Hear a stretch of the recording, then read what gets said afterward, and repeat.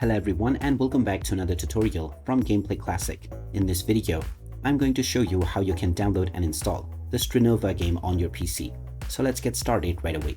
First of all, open up the Steam application, and after you are taken into the store page, click on the search box and now just type in Strinova to begin your search. Once you find the game, you can click on it and this will take you into the game page where you can check out the trailer as well as the reviews. Scroll down and click on the Add to Library button and the game will be added to your collection. You can then click on the Play Game or the Play Now option to open up the installation. Now choose your location and click on the Install button and just wait until the installation is completed. Once it is done, you can start enjoying the Strinova game on your PC. So there you have it. That is how easy it is to download and install the Strinova PC game.